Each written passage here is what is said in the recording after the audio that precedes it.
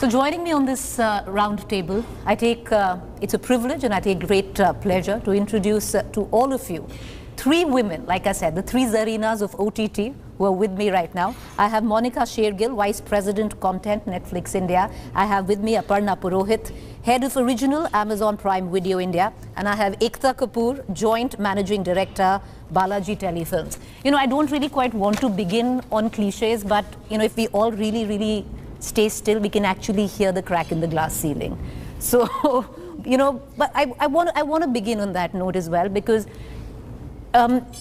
convention would have demanded, Monika, and let's begin with you, that this would have been three men sitting there, where usually boardrooms have always been full of men. Content in India always had a gender which was male. Very rarely, you know, you saw some of the soap operas here and there, but with what we were seeing mostly was male dominated. How does it work with you, say, coming in this industry and making your way up, being a woman? I think, Preeti, I feel very fortunate to be in the entertainment industry, which has so many women around.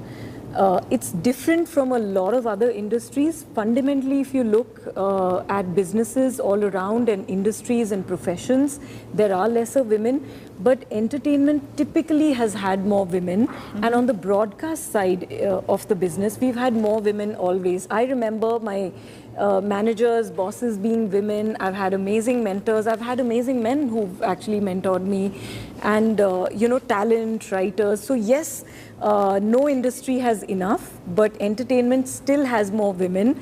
And speaking of Netflix, actually I feel very proud that we have 50% women employees and 50% of women in our leadership. You know, Aparna, usually, you know, the industry we've seen, and, you know, maybe Ekta can also chip in on this, has huge egos.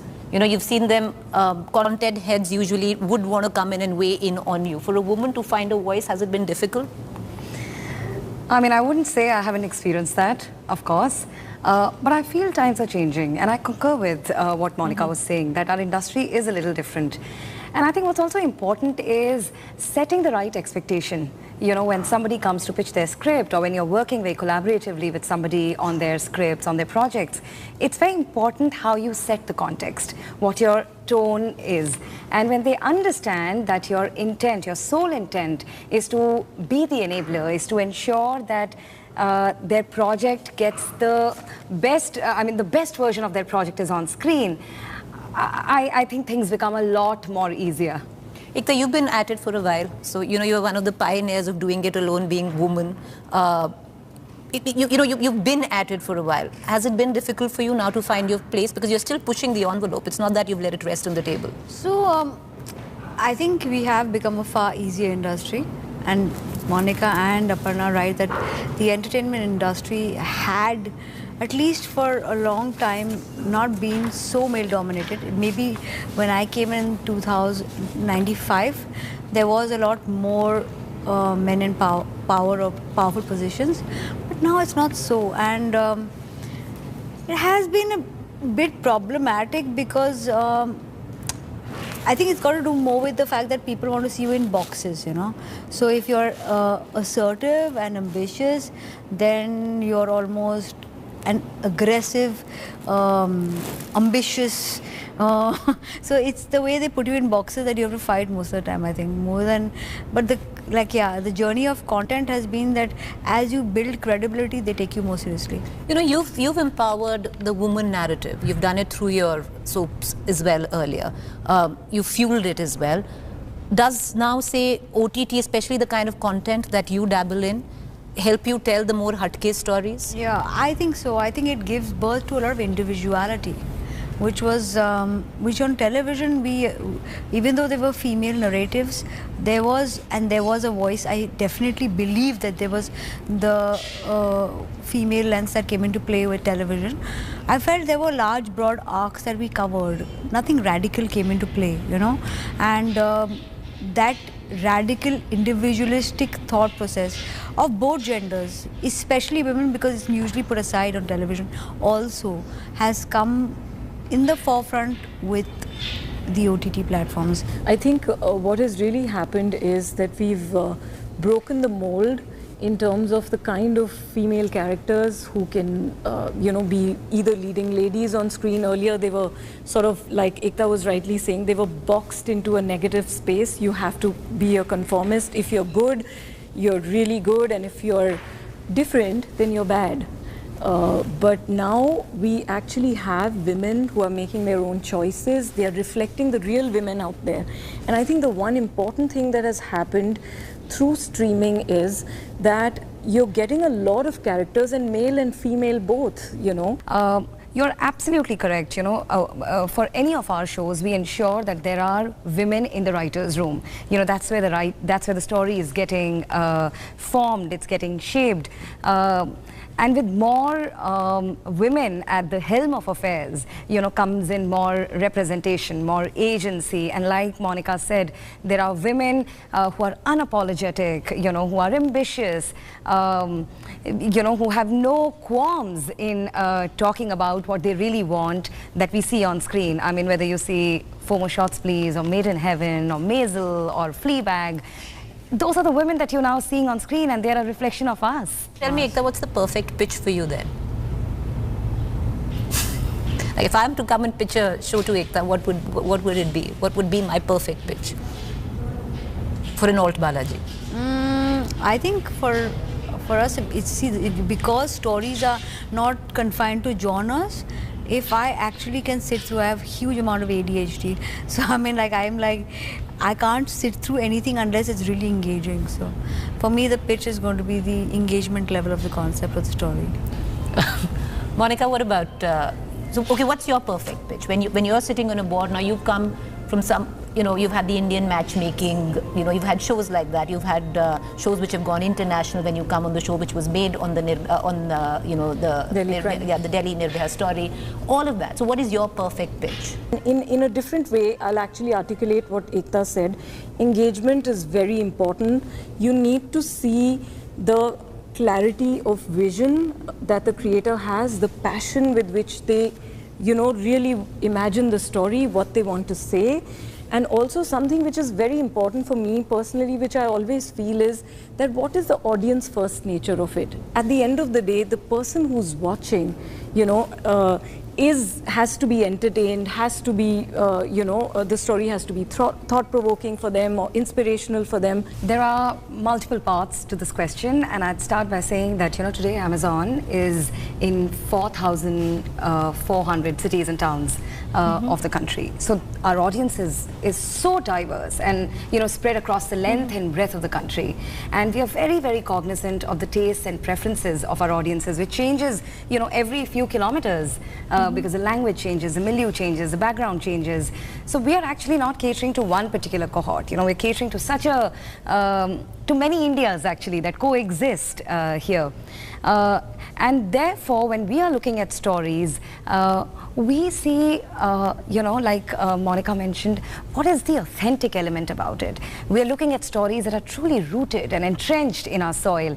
Patal Lok, for instance, when Sudeep Sharma, who's the creator of the show, he narrated the story to me, I really felt it was like little windows into the many Indias that exist. These were people that one had encountered, but never got a chance to sit down and have a conversation with. But I'd seen all of these people, and this was an opportunity to hear their story. You've got, say, like when you're talking about Patal Lok, when you're talking about Made in Heaven, your eyes light up, right? What is that one pitch which you hated? There are people who come and tell us that this story starts like Zindagi Na Milegi Dobara, and then it becomes Gully Boy, and then it meets Qayamat Se Qayamat Tak at one point, and then, midway through the story, it again sort of becomes like, a Barjatiya film. That doesn't work. I want to ask you, what's the worst pitch that She said got? it all. This also happens. We get these kind of all of you get this. So, actually, I don't think there are bad ideas, but there are a lot of I want you people to be out in my there edit meet. who are Both of you, unable there are no to, bad ideas. who are unable to really, put their vision out there. They just give examples, like Aparna rightly said, that this will be like this and that will be like this, and they're sketchy and they're funny and they're entertaining in a meeting. They can't be on screen. So. Ekta, worst pitch ever? Don't name, but tell. It happened in very... Ekta just, okay, let me tell you this. Ekta just stares the world. Really? No. I was sitting in many years ago and I just made my soap operas. My worst pitch was then, so it's not really OTT. But someone came in front of me and said, see, आप अभी ये संस्कारी सभ्यता वाले shows बना रही, तो आपको मैं बता रहा हूँ, मेरे पास एक perfect show है. मेरा belief है कि औरत आदमी के नीचे ही रहती है. And he's coming there and telling you that. Pitching it to me only. I was like, And that infamous Ekta Kapoor was present there? Yeah, absolutely. And I'm like, let me just break this myth for you. In a minute. Because I was like, this is misogyny conditioning. And I'll be the ultimate living, what should I say, example of a woman who's gone out of her boundaries and have you out of mine. Well done. You took one for all of us. Yeah, really. And actually the one good thing is in streaming, you don't get misogynistic pitches. You don't. Yeah. You're really lucky. Yeah. You know, we were talking about one of their shows. I want to talk about Gandhi Baat. And I want to talk about... Why me and Gandhi Baat? Do I your look show. like...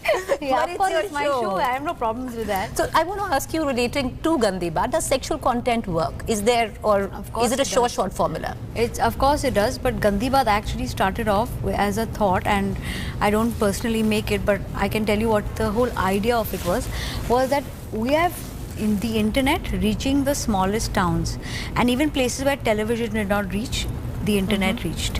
So suddenly a really conservative India is exposed to all kinds of content, not only great and amazing apps like Netflix and Amazon, but also like internet porn, internet content.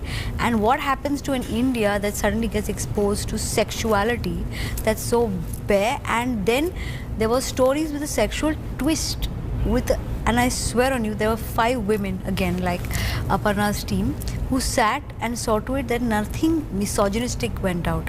So actually all these stories were planned with a female and interesting lens to it. So the thing is that it's so shocking for India to see Indians do sexual content that it went out, it did really well. But I never got asked for anything else ever again. You know, you talk about sex, I want to ask you about the language. So if you're watching Mirzapur, then it's pretty much mainstreamed words which I never knew existed before. So do you think that's also, that's a part of the narrative and it needs to be said? Look, again, I'd say that the key and the operative word is authenticity. If you're setting a story in a particular milieu, you'll have to be authentic to that milieu. But there's nothing done ever which is purely just for titillation. Okay. It has to be organic and, authentic to the story. Now we're talking about sexual content, we're talking about the language. I want to ask you a bit, Monika, about the new rules in terms of censorship. Do you agree? Or do you concur? In terms of, how do you look at it? Do you think, okay, let's talk about, should OTT have censorship, the kind that we're looking at right now? Or do you think with what we're doing is fine? I think what is important is to tell stories responsibly. And we believe a lot in, self-regulation, where you yourself as creators, as creative execs, actually look at the balance between creative excellence, between the consumer choice, and also how responsibly to really put them together. Like Monika said, it's about responsible storytelling, and there is no such thing as, cinema needs to be responsible and OTT doesn't. Every storyteller has a great responsibility to the audiences, to the subject matter, and to the law of the land. Ekta, how do you look at it? Because, I agree with both Monika and Aparna. I actually believe that self-regulation becomes, in fact, far more responsible a way to move forward, because if there's a law and you're only going to be following censorship laws, you find a way around it. But when you're doing self-censorship or you're doing self-regulatory content, you land up making certain choices because you know that the responsibility lies with you, I want to ask you, what is that one thing that either of you would want of the other? Both of you are pretty much similar, so I'm going to ask you, and what is it that you wish, say, Alt Balaji had of a Netflix or a Prime? As a show? No, as a platform. The urban I'm going to ask about a show as well, but yeah, as a platform. The urban reach and these two ladies running it. You'd want them? Yeah, of course I'd want them. Monika, what is it, that one thing that you'd want, say, from an Alt Balaji? I think creative chops of Ekta and the wonderful time that Aparna has had to really be able to build a roster. She's been here for a long time, for 4+ years at Amazon, and it's really given her the time. 5+. It's really given her the time to build a team and to build a roster of... and actually get the... Yes. Aparna, what is it that you'd want from, say, an Alt Balaji platform or, say, Netflix? I mean, from Netflix, I'd want Delhi Crime Story. You'd want... Okay, that's a show you'd want. Yeah. Definitely. From Alt Balaji, I mean, I feel like this is such a proud moment for me to be sitting with Ekta. 20 years ago, when I'd moved to Bombay, one of my very early jobs was at Balaji. Wow, and so I'm telling you, I'm honored. I don't remember this, but I wish I'd met her then. Yeah, I didn't last there for too long. Yeah. But just the fearlessness, the fact that she could, you know, break so many glass ceilings, I want that. No, all three of you have, but yes, you know, she's a trailblazer. She's a trailblazer. I feel so fortunate. Be a little gracious in taking compliments. Don't make faces. So, no, okay. So now that you've talked about shows, what's that one show you want off Netflix? Netflix. Money Heist, though, I always want from Netflix. I think Sacred Games was great, and yeah, Money Heist and Sacred Games. Amazon? Amazon, I would want Mirzapur. It would really work on my app. It would really work on my app, and I really loved Patalok also. I really liked it. Yes. Fantastic. What would you want of Prime? Made in Heaven. You'd want that? Yes. You know, I'm going to ask you all a question. What's the annual budget that you guys control in terms of monies? You don't have to give me a figure, but let's say I'll raise one finger for 100. No. So, you know, I can raise one finger for 100 crore. Let's begin with you. 3,000 crores was the I don't even have that many for fingers. 2019 and 2020. Yeah, Yearly budget? Yeah. Okay. I'm going to faint here. So over 2 years, 2019 and 2020. I mean, I'm a creative person. I can only talk creatives. But having said that, I just want to say that, you know, Bezos was in India last year. And he had made one very interesting statement. He had said that Prime Video is doing very well, you know, across locales. But nowhere is it doing as well as it is in India. And I think that gives a great insight into what our ambition is for this country, what our intention is. And basically, so all fingers and all toes. Anything that a great story requires to be told very well on screen, we'd do that. Okay, fine. I'm not going to push you. I'm going to feel really bad. 3,000 crores, yeah. So let me just tell you, it is like what they would spend in one of their large shows I'd spend in my whole year as a budget. But you know, Ekta, now to make you feel good as well, because you've actually led the way. You've elbowed your way in so people could pass after that. And it's a fact. No, it is. There's a fact that both of them are sitting there and saying the same thing to you right now. You know, we've got to admit it. You've done it. But I mean, like, I definitely didn't want to become an actress. And that time there were fewer options. So either I became an actress or I got married. I was like, I'll do television. You know, my final question, because I'm sure there are a lot of people out there who want to know, what are you streaming right now? What are you watching? Give me your top 2 recommendations. Monika. I'm watching the final season of Money Heist, which hasn't come out, but it's available to us. It's available to us. So we'll talk after this. Yes. What are you streaming, Aparna, and what are your 2 recommendations to anybody who's looking for records? I'm watching Modern Love Season 2. If you've not watched it, it's stunning. Please do watch it. Mumbai Diaries 2611, our new show is coming out on the 9th of September. I would highly recommend that. And the other gem that I recently discovered is Mrs. America. Ekta, what are you streaming in your records? I'm streaming this really massy action show called Cartel.